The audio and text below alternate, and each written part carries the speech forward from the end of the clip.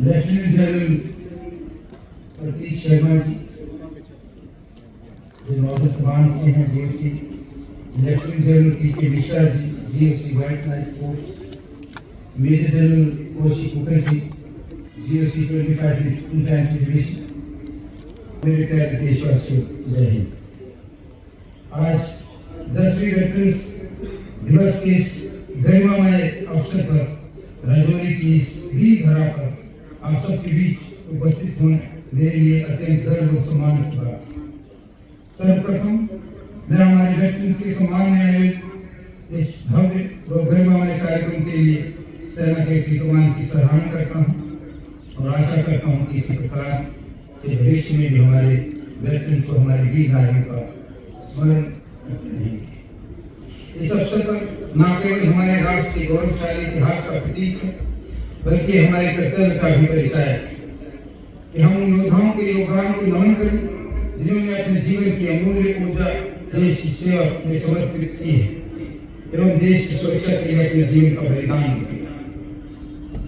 हमारे देश की सुरक्षा, संप्रभुता और समृद्धि के महत्वपूर्ण योगदान देने वाले हमारे सशस्त्र सेना के जवानों और अधिकारियों को मैं कोटि कोटि नमन करता हूँ। आपकी वीरता और बलिदान किसी भी देश की एकता और समृद्धि में उसके सशस्त्र बलों का बहुत बड़ा योगदान है। ये आप सभी की कर्तव्य परायणता का ही परिणाम है कि हमारे देश ऐसे पड़ाव पर है जहाँ कोई भी हमारे देश की तरफ आंख उठाकर नहीं देख सकता। आप सब ने कठिन परिस्थितियों में अपने परिवारों से दूर देश की सीमाओं की रक्षा की है। आपके त्याग और समर्पण का मूल्य शब्दों में व्यक्त करना असंभव है। एक सैनिक की नैतिकता एवं मूल्य न केवल सेवाकाल में देश साधते हैं, अपितु सेवानिवृत्ति होने के उपरांत भी समाज के हित में साधक होते हैं। मुझे ज्ञात है कि जम्मू कश्मीर में हमारे सेवानिवृत्त सैनिक समाज को एकजुट रखने में, युवाओं के मार्गदर्शन में तथा सेना के ऑपरेशन सद्भावना के कुशल संचालन में अभूतपूर्व योगदान दे रही है, जो कि आप सच्चे व निष्ठावान होने का परिचय है। मैं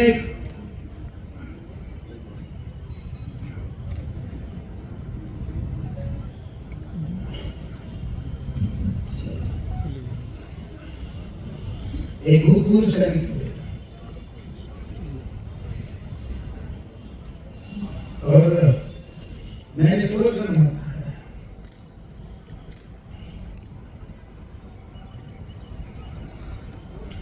और जब मैं 2010 की सरकार में मंत्री बना,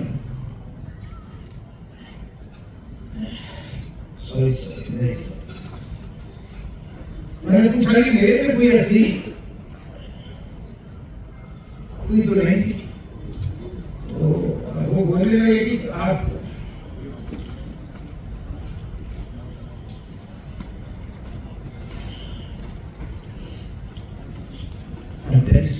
ये रिकॉर्ड किया एक भूतपूर्व सैनिक के बेटे और मुझे गर्व है कि फर्ज है का एक सिपाही से मेरे पिताजी हिंदुस्तान की सियासत, गरीबी थी, परेशानियां थी, एलओसी के रहने वाले थे, छम के रहने वाले, लेकिन भूतपूर्व सैनिकों ने योगदान दिया और एक संभावना को जन्म दिया कि छोटे से परिवार से किसान का बेटा एक फौजी भी 140 करोड़ लोगों में से 543 लोग निजात की बैठ सकते और तभी सरकार की टीम ने लिखा और नेवर से डाई स्पिरिट की। मेरी inner call is not politics. My inner call is not politics. I want to help people. Helping was in my nature. That's why I am politics. मुश्किलें आ रही, लेकिन मैं हार नहीं मानूंगा। मैंने कोर्स करना उठाया है और I am very sorry that was not good on my part, but very probably I am tremendously emotional. क्या आगे बढ़ेंगे? जम्मू कश्मीर के लोगों ने सदियों से देश की अखंडता और सुरक्षा के लिए अपने प्राणों की आहुति दी। हमारी सेना ने न केवल आत्मनिर्भर करने में सफलता पाई है, बल्कि यहाँ के मूल नागरिकों को सशक्त बनाकर विकास के मार्ग को अग्रसर किया है।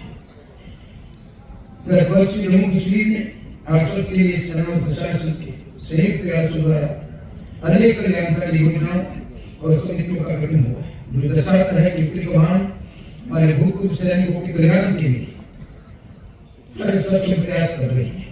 मुझे अत्यंत प्रसन्नता है कि आज इस रैली के माध्यम से मुझे आप सभी से बातचीत करने का अवसर मिला। जम्मू कश्मीर एक नए दौर से गुजर रहा है।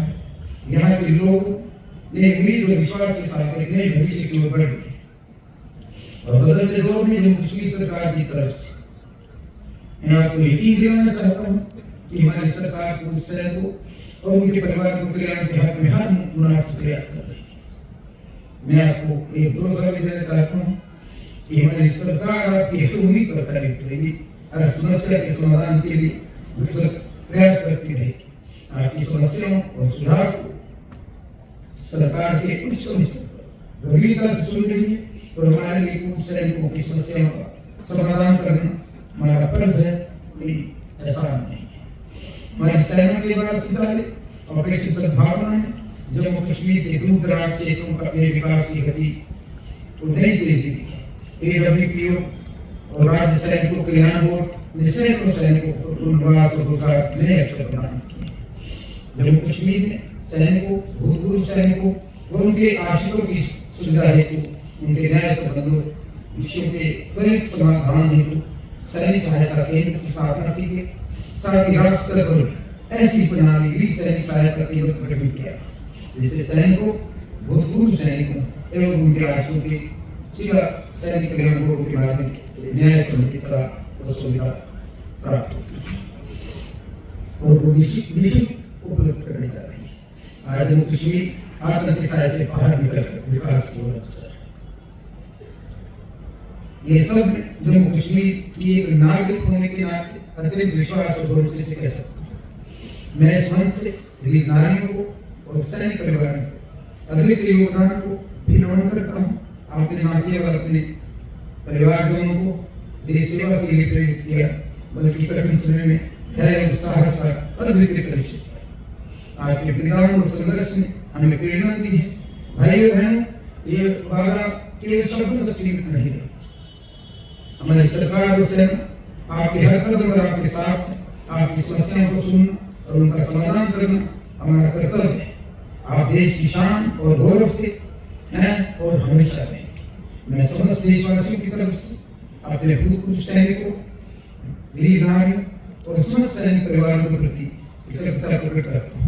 मैंने पार्लियामेंट में मेरे पिताजी 10 साल सांसद रहे और हर बार बातें करते थे, वन रैंक वन पेंशन। मुझे पता नहीं इट हैज बीन एड्रेस्ड और नॉट, लेकिन सारे सांसद ये वाले कहते हैं अरे बहुत ही बड़ा काम करता है, ये विकलांग मेडिकल की बात नहीं करता है, कैंसर फैसिलिटी की बात नहीं करता है। और जो पहला चुनाव मेरे पिताजी ने 1983 में जीता, बहुत बड़े बड़े लोग थे उनके सामने, सारे सर्विस में लोगों में। और स्वर्गीय इंदिरा गांधी जी जो हमारे देश की एक मजबूत प्रधानमंत्री रही, जिन्होंने हमेशा कोशिश की कि युद्ध को टाला जाए, लेकिन जब उन्होंने युद्ध किया, ऐसा किया कि हमारे दुश्मनों के लोग टूटे। तो मैं सबसे पहले ये कहूंगा कि फौजी कभी भूतपूर्व नहीं हो सकते। जैसे कुछ लोग होते हैं, मैं उनको बुरा नहीं कहता, मैं उनको भूतपूर्व नौजवान कहता हूँ, साबका नौजवान कहता हूँ। फौजी कभी भी भूतपूर्व नहीं हो सकते। वो एक बहुत अच्छा बोला है कि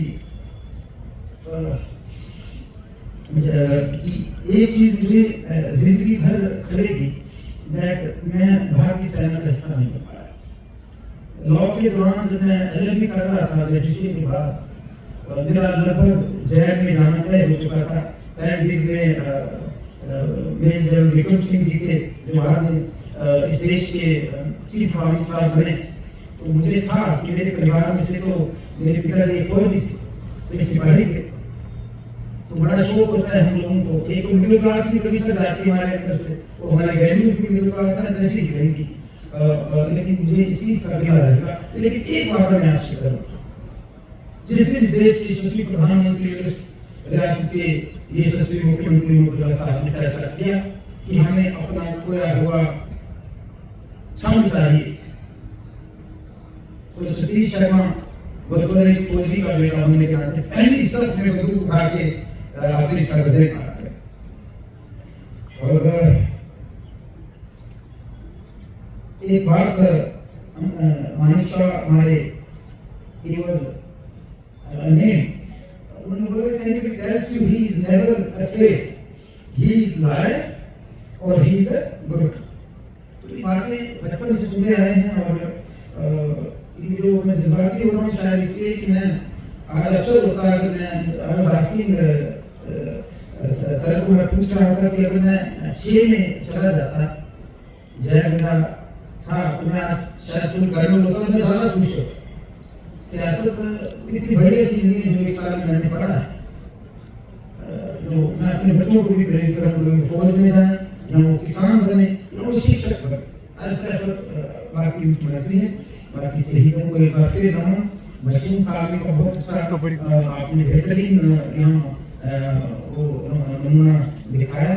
और मैं मद्रास जो Kalari collective it was very good performance and I remember it. दूसरा जो साहब कमाल गुरु गोविंद सिंह जी थे जो हिस्ट्री के सबसे बड़े मैं नायक मानता हूँ, इनकी पैगंबर मानता हूँ, जिन्होंने हिंदुस्तान का इतिहास खासा कम बना के बदल दिया। उनके वीरों ने जो यहाँ इतना बढ़िया लड़का और मैं कोशिश करूँगा स्पोर्ट्स में इस वजह से स्पोर्ट्स लिया जाए ताकि आने वाले दिनों में बहुत सारे लोग इससे रोजगार पाए। कुछ ऐसे फैसले हमने किए आने वाले दिनों में जो आउटस्टैंडिंग स्पोर्ट्स पर्सन हम कोशिश करेंगे 1-2 दिन में वो मदद करेंगे। एम्प्लॉयमेंट जनरेशन बातें बहुत सारी हैं लेकिन एक डेवलपमेंट फौज का एक सिस्टम है। आई एम सॉरी अगर मैं कुछ गलत हो गया। एक बार फिर मंच पर बैठे हुए हमारे सारे सम्मानित लोग हमारे मैं आप सबको एक बार फिर से नववर्ष की बधाई दूंगा और लोहड़ी की मुबारक दूंगा और मकर संक्रांति पोंगल और बिहू की हार्दिक शुभकामनाएं देते हुए आप सबसे ये जो सर्विस बिफोर सेल्फ वाला आपका नारा है आप सबका धन्यवाद करूंगा। जय हिंद।